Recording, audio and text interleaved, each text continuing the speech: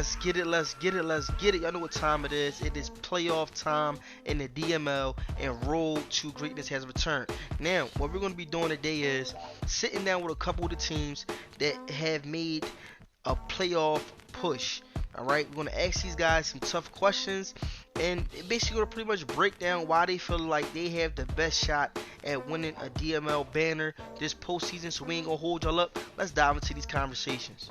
Coming in first on Road to Greatness, we have Easy, the owner of those Pittsburgh Steelers. What's going on, Easy, man? Welcome to the show. Welcome to the show.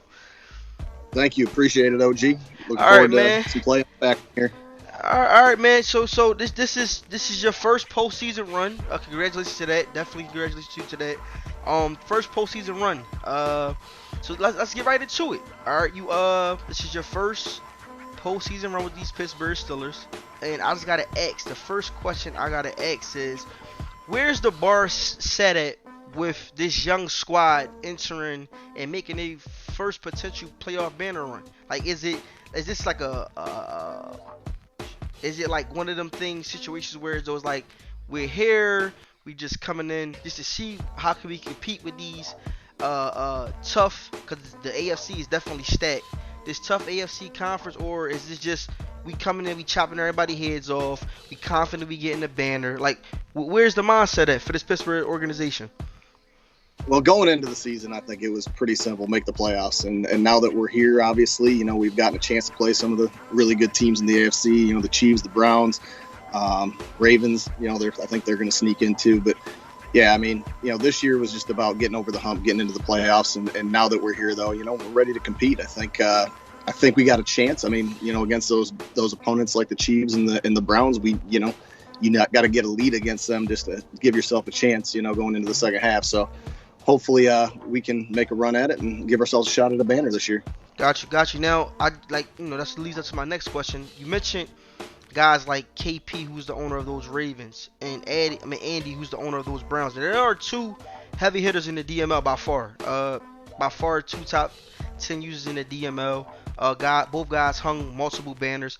What is the impact of playing them guys? You're all division mates. What type of level of an impact has playing those two guys season after season made your level of gameplay step up?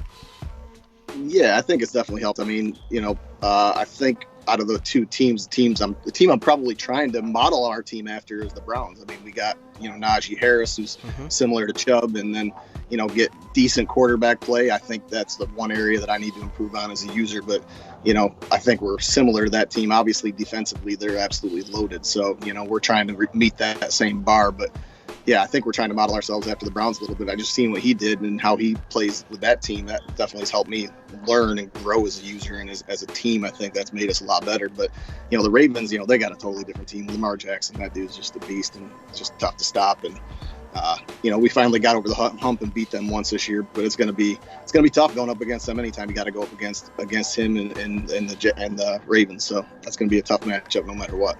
Okay, so looking at this squad, man, and I've been paying attention to your team a lot this year, because I like when the guys finally break through and their team start to click to where as though they playing high level football and they competing within the DML, who's stacked by far with so much talent on both sides, AFC and NFC. Now, looking at your squad, all right, I got a question. Offense blazing hot. You got rookie quarterback AJ Bates, who by far, he was high up there in the interception numbers, but that's rookie mistakes. It is what it is. But everything else has just been spectacular. Over 4,000 passing yards, over 30 passing touchdowns. 2 wide receivers, over 1,000 receiving yards. Najee Harris with over 1,000 yards. Over 1,500 rushing yards. Okay, now let's look at this defense. Bush, over 92 tackles, which is goddamn crazy. TJ Watt, 13 sacks. 49 takeaways. Now, entering this postseason, if you could have one thing just flat out clicking, where there's no Madden BS, no issues, just going off of those two stats right there, would you have that blazing hot offense, or would you have that blazing hot defense? honestly speaking, I think I'd rather have the blazing hot defense. I think at the beginning of the year, our team was blazing hot defensively. I think that we've kind of dropped off a little bit here in the second half of the season, giving up a few more big plays. I think that's hurt us in some of the games against and we've had a little tougher schedule, I think, in the second half of the season. But yeah, I mean, I think the big plays, if we could take away some of those big plays defensively and get hot defensively, I think it gives you a chance any game against any user. Okay. All right. So now, one of the most toughest questions for guys that come on the show to answer. All right. We're gonna break it down. So currently, right now in the AFC, you sit 6. Okay. The playoff spot's already stamped. It's already secured. All right. So you got there's no order. I'm just gonna shoot it out there to you. You got them Browns with Andy. You got Sweets with those Pats. You got Styles with the Chiefs. SJ with the Colts. Tight with the Dolphins, and then you have right now. I think KP's gonna pull it out. I don't think he's gonna lose his wild card slot to the Browns. So we got KP with the last slot. Which team would you rather avoid in this first round, if you could, and which team would you rather play to get that little easy win heading into the divisional round? That's a murderer's row right there with all those teams. I mean, if I had to avoid a team based on the last time I just played the Chiefs, I'd like to avoid them right now. They smoked us last game, so okay. We got shut out. Now we didn't start that game, but I'd like to avoid the Chiefs. Now the Browns, another team. You know, we played them tough. We've also gotten our butts beat by the Browns too. So those two teams, I would say the two teams I want to avoid. That being said, you know, I haven't played Sweets and the Pats and the Wild Titan Dolphins are both tough teams. So those are going to be tough matchups. So KP, I'm familiar with at least. You know, I have some familiarity. I feel comfortable playing the Ravens at least. I forget the other one you mentioned, but yeah, I mean, those are the two teams: the Browns and Chiefs. Gotcha. Two teams. All right, man. Appreciate you hopping on, stating your claim on your chances at winning the banner. Wish you nothing but the best, unless you play against those Green Bay Packers. Appreciate you hopping on, man. Yeah, appreciate it, OG. Good luck in the postseason.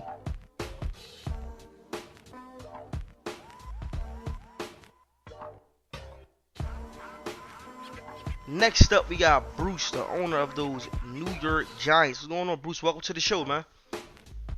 What's up, OG? Glad to be here, man. Thanks for having me.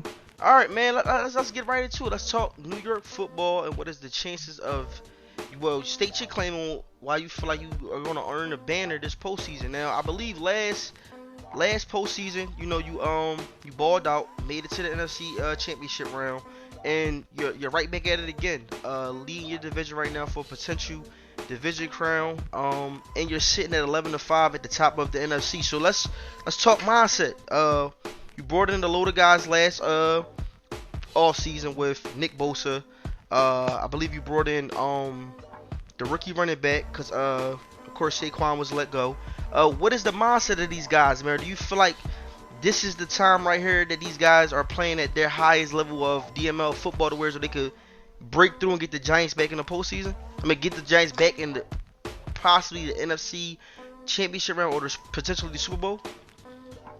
Yeah, I mean, I think we've just kind of been a few ups and downs here and there through the season, but you know, kind of had some life stuff going on, just being busy, had my birthday or whatever. You know how that gets sometimes, coming in a little woozy, all that good stuff. But as far as a team, I think we got the pieces in place to make a run to get back into the NFC Championship game. So I think all the pieces are there, man. We just gotta win. We just gotta do it. Now the NFC, because I believe y'all was named the toughest division in the DML this cycle, and by far right now y'all stating y'all claim on it because you got not one but two of your division mates in the playoffs right now. Okay, you got Vitamin with those Cowboys, you have Bino with those Philadelphia Eagles, and you got yourself with the Giants. Now, just heading into the postseason knowing that there might be a potential matchup where you're facing your division mate for the third time this season. How much of a mental impact does that play on you? Knowing like, dang, I just faced the guy twice this year, and you know now there's a potential that I'm going to face him again, and not only is it just like a regular game, this is a one and done game where I could possibly be ending my season. Well, personally, I welcome it with the familiarity of the guys. Mm-hmm. Like I'd love to see Vitamin. I'd love to see Bino in the playoffs. I have no problem with that. I would actually look forward to it. I hope that's one of my first round. I gotta interrupt you on that. Is it the looking forward to part of knowing like this is where it counts and you're sending them home with an L? Yes, yes, yes. That's what I'm talking about, man. That's what I'm talking about. I can't do no more respect it. Can't do no more respect it.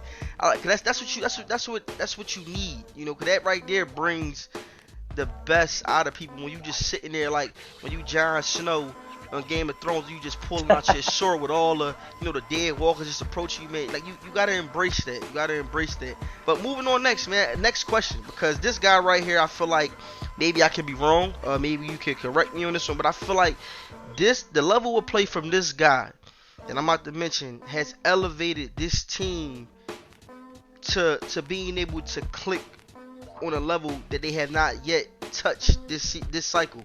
And that's the guy Daniel Jones, man. By far, across the board, career high stats this season in passing yards, touchdowns. He's even taking care of the ball better.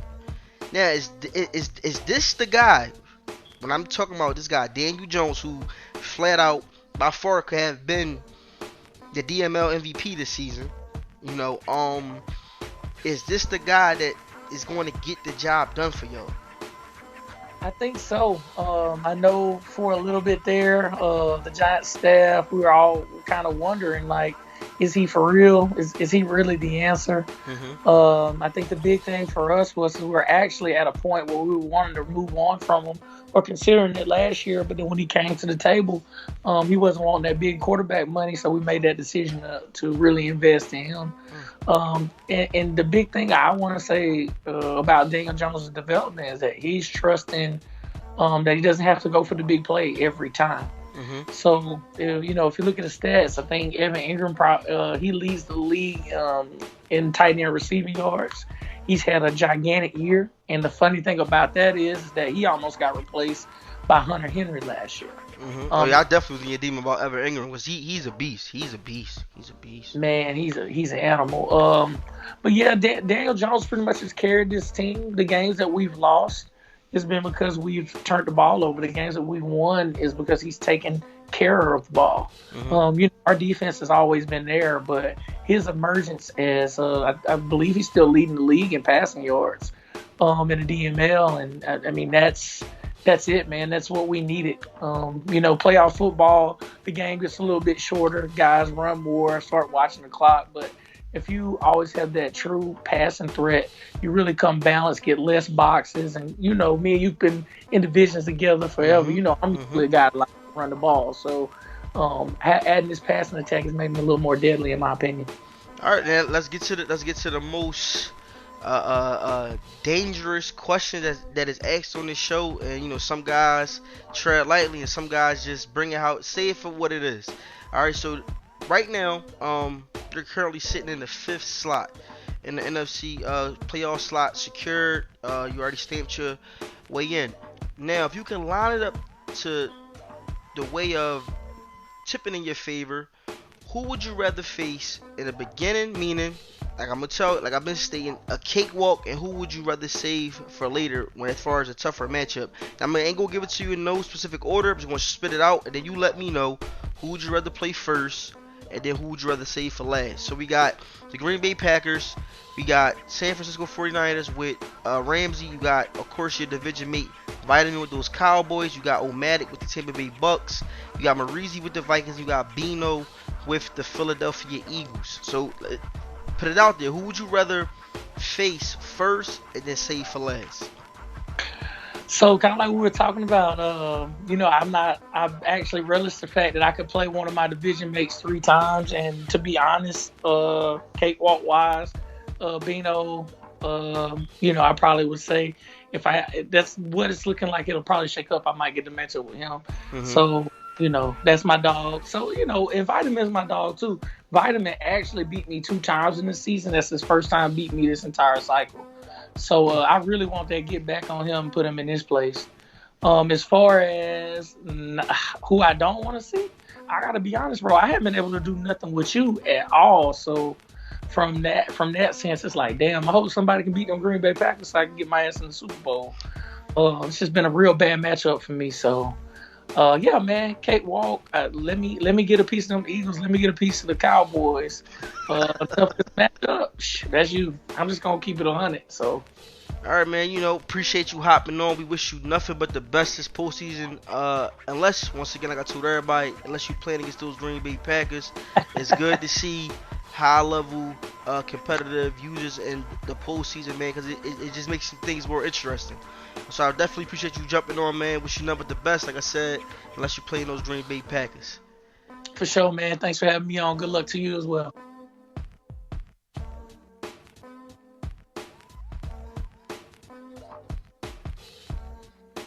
Next up, man, we got Bino, the owner of those Philadelphia Eagles. What's going on, Bino? Welcome back to the show. Welcome back to Chilling, the man. show. Yeah, man. I'm chilling, man. I'm just trying to make it to the playoffs, man. It's been a tough couple of seasons for me, man. All right, you already know what you got to get done to get into the playoffs, which I think you're gonna get it done. So let's just dive right into it. Let's talk this football talk for the Philadelphia Eagles.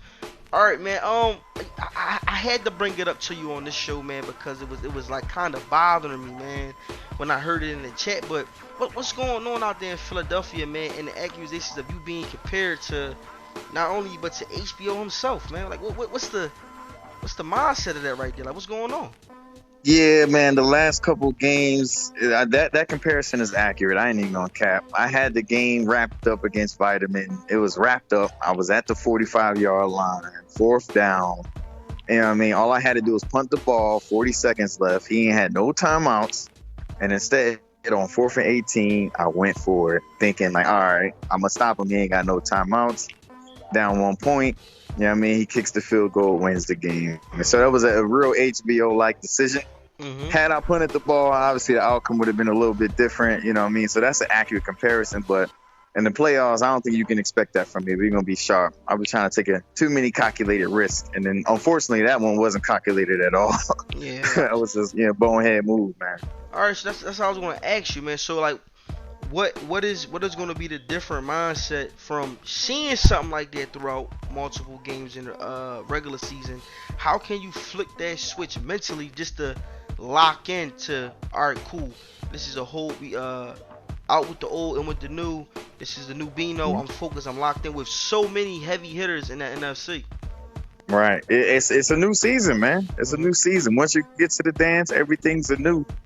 Fortunately for me, I think I got one of the best defenses in the league, statistically speaking. So I'm going to have to leave, hang my hat on the defense and control the ball, protect the ball rather. You know what I mean? If I do those two things, limit my opponents to less than 20, 21 points, I like my chances to make it to the bowl, man, for real. And let's talk defense because just to piggyback what you said, you got by far one of I like to call it the guys who just know how to attack the ball, man. It seems like everybody from even the linebackers just knows how to attack and just get the ball. You got Adrian Amos who came from Green Bay, man. He took a little bit of that Green Bay spirit over to Philadelphia. 6 INTs. Jawan Brown 4. You got Maddox with 8. You got Mario Howard with 12. Stephon Gilmore, who's one of those veteran cornerbacks who still shows he got something left in the tank with 9. Do you feel like that even though in the postseason the play style kind of switches up to where those guys become run heavy and try to manage that clock? Do you feel like this secondary and this linebacker group can still contribute to this defense and produce those type of numbers throughout the postseason? Absolutely, 100%. And the only reason why is because I like my run defense better than my pass defense. You know what I'm saying? I really do want people to run the ball. I'm okay with if you run the ball, you get the first down, but let that thing go on 3rd and 9, 3rd and 10. We on you. You know what I mean? And fortunately with my team, I got a good rotation of D ends and D tackles that literally get to the ball. I don't have to blitz that much at all to get pressure. You know what I mean? Quarterbacks, they have maybe 2.5, 3 seconds and be right there. You know what I'm saying? So I really do, like my defense, especially my linebacking core. I really think they slept on. Jayon Brown doing his thing, Cole Holcomb doing his thing. And I got a nice second year, linebacker by the name of Derek Wolfe, who's actually really good at stopping the run. So I think I got all the pieces in play in the right spots to be able to contribute in the playoffs, man, on the defensive end. But like I said, it's up to the user on the offensive end to protect the ball, bro. I can't help my opponents and give them pick sixes and give them fumble returns for touchdowns in order for them, to win the game. I can't do that in the playoffs if I want to be successful. So that's what I'm focused on, man. And that leads me to my man, who has a close spot next to my heart, man. Jalen Hurts, man. Mm-hmm. He has shown throughout the regular season that sometimes I call it the immaturity stages of quarterbacks, because when you well seasoned like a guy like Tom Brady, Peyton Manning, Drew Brees, some of these younger cats like Jalen Hurts, like they tend to try to do too much rather living to play another down. And it showed multiple times in the season with his INTs being high up there in the 30 range. What type of play calling can you bring out there on the offense side of the ball to make things more smoother and calmer for Jalen Hurts to be able to get in rhythm? Because I see you got that beast back there with Miles Sanders, man, who by far is one of the top 10 running backs in the DML, and it's a lot of good running backs in the DML. So to be in that top 10 mark, that's definitely something good to be in. So what is the mindset of the play calling that you could put into place to make things more easy for Jalen Hurts? Yeah, I just got to stick to my script, man. I'm sure, like other users, that first quarter, that first drive, everybody should have a 10 to 15 play script that they like to have. I need to have a little bit more compatibility between the run and the pass. And honestly, I need to have kind of, run out of more similar formations, right? So on second and short, I shouldn't be going 3 wide to run the ball. You feel me? On third and long, I shouldn't be going, 21 personnel with 2 tight ends and 2 wide receivers. So I need to have a little bit more compatibility, and cohesion with my play calling to make it all look the same. You know what I'm saying? So that's what I've been working on. And I don't know if you've seen the last couple games, man. Jalen Hurts actually been balling them last couple games. Early in the season, I had games with like 7 picks, 8 picks, 9 picks. Lately, he's been averaging about 1.5. You know what I'm saying? So we just got to stick to what's working with us, man, and kind of come out there and compete and really make smart decisions. I'm trying not to be that guy that checks down, you feel me, after that first and second read is done, but sometimes it's a smart play just to check it down. So that's what I gotta kind of change my mental a little bit and start checking that ball down just to make the safe play, get the 3-4 yards, and live for another down. You know what I'm saying?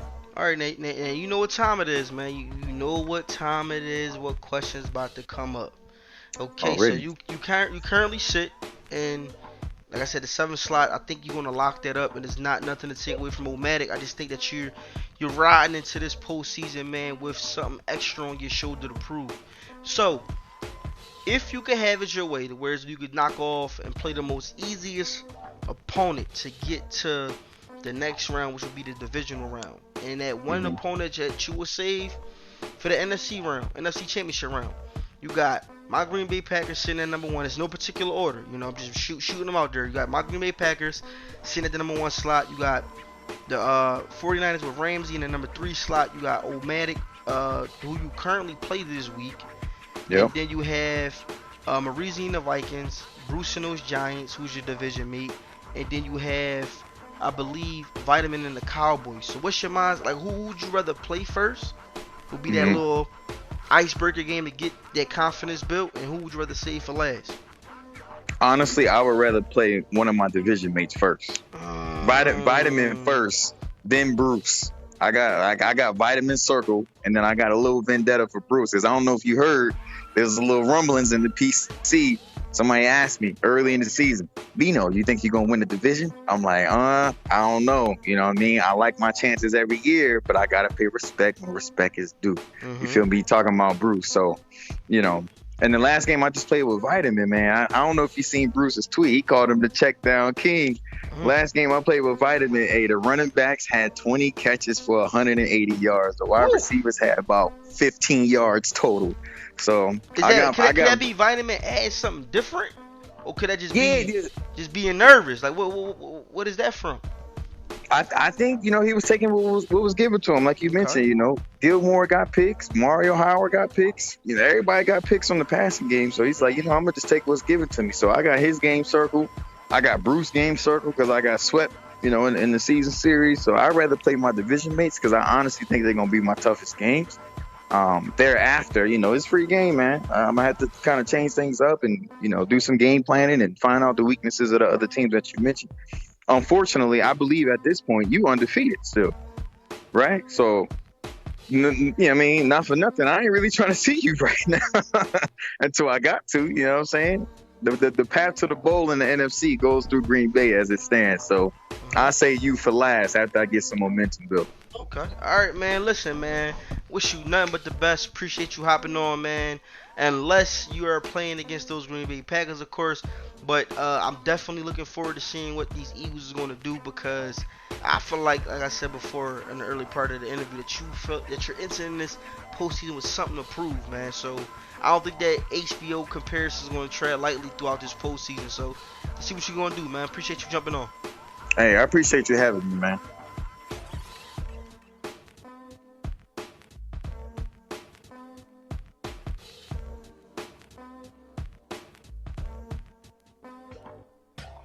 Next up, we got KP, the owner of those Baltimore Ravens. What's going on, KP? Welcome to the show, man. Yo, what's good, OG? Appreciate you for having me, bro. All right, man. Kind of up and down season for the Baltimore Ravens. Y'all basically stretched and clawed your way into locking up a wild card slot. So let's get right into it, man. What is the difference between this Baltimore Ravens squad versus the previous Baltimore Ravens teams that we've seen you put together throughout this cycle so far? Because 9-7, I got you winning your last game, so I'm gonna just mark you down as 10-7. What's the difference between this squad this year, man? Health. We've had a lot of star players miss some games. Most notably, the left outside linebacker, Tony Woodward, who's led our teams in sacks every year since we drafted him. And I think he's missed 5 games so far, and I don't think we've won a single game that he missed. All right, so moving on next, with that record being said, normally you high up there either with the division crown or competing with either first place or second place in the AFC. Now this season, this postseason, of course you're gonna be on the road. So just looking at a couple of your games, pinpoint out a couple. There was 4 games where you faced top tier users, which was the Browns, the Pats, and I can't point out the other 2, but I just know it was the Browns and the Pats. You gotta remember, I played Browns twice. And the Steelers. Yeah, both of them twice. That's right there. That's 4 games that you lost on the road. Now, what is the mindset of just you as a user, knowing that you gotta travel through Pittsburgh, through New England, possibly traveling through Cleveland again, knowing that you faced these guys in the earlier part of the season, and of course you came out on the side of taking the L? So, I mean, it's hard to lose in the same place twice in one season. So I would love to go to one of my division mates just because we're comfortable with each other, and they're usually slugfest, right? So, I mean, I'd be comfortable facing them because we face each other enough. Got you. Now, the offense by far hasn't taken anything as far as a step back, because spectacular numbers across the board. You're first with total offensive yards per game, putting up 433 yards, 37 points per game, ranking you 4th in the DML. So what drives this offense, man? Is it the Lamar Jackson show? Is it the Hollywood Brown show? Is it like, what drives this well-oiled machine to get this offense clicking the way that has been clicking all year? Ultimately, it's the Lamar factor.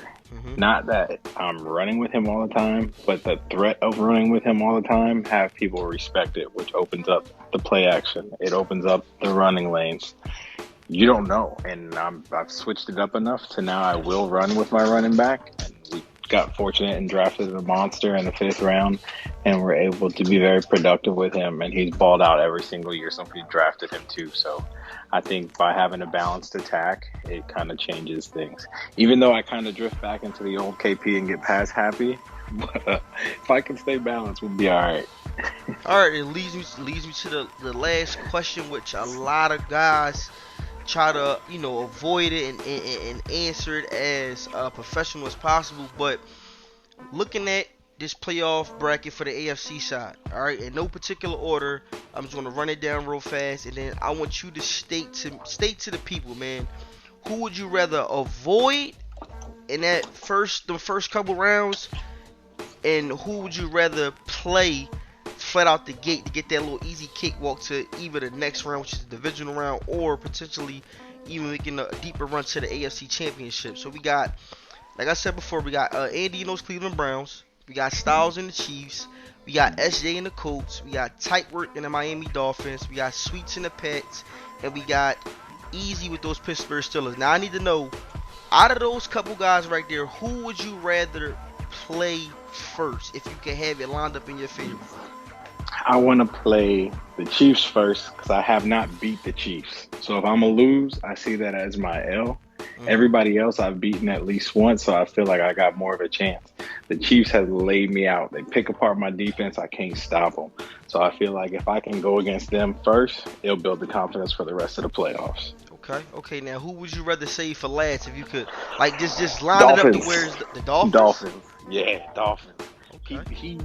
He pays attention enough to know tendencies very, very well.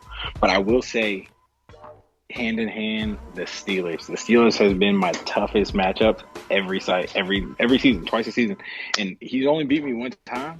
And when he got over that hump, I've said it every game. I'm like, yo, this motherfucker plays me tough. He's good. His defense is good. His offense is good. And so, quick shout out to him because he had a hell of a turnaround. And he finally had his breakthrough season. And I think it was well-deserved. I know you ain't giving up too much love for somebody in the division, but honestly, he plays me so tough every time. I think he's well-deserving of finally making the offs this season. Yeah, I'm definitely looking to see what them Steelers going to do, man. That was one of the teams this season that I kept a close eye on. You know, like you just mentioned, like it always feel good when them new guys finally get over the hump and just try to showcase they talent, which we by far consider the highest level play football in the DML, which is the postseason. So I'm definitely looking to see what the Steelers can do, man. So appreciate you jumping on, man. Good luck in the playoffs, unless you went up against those Green Bay Packers, man. And keep that high level playing. I'm definitely looking to see what these Ravens is going to do, man, because they enter in this postseason, like I said, man, I feel like with a chip on their shoulder, you know, not being high up there in that AFC conference. But appreciate you jumping on, man. Hey, man, I apologize. I should have answered the chat or the call. What's up, champ? I said OG. My bad. Listen, my bad, man. Champ. Look, bad. right now, man. We our mindset is going back to back, man. So we locked in. Hey, I hope to see you there and prevent you from it. All right, man. We shall see. All right, appreciate you. All right.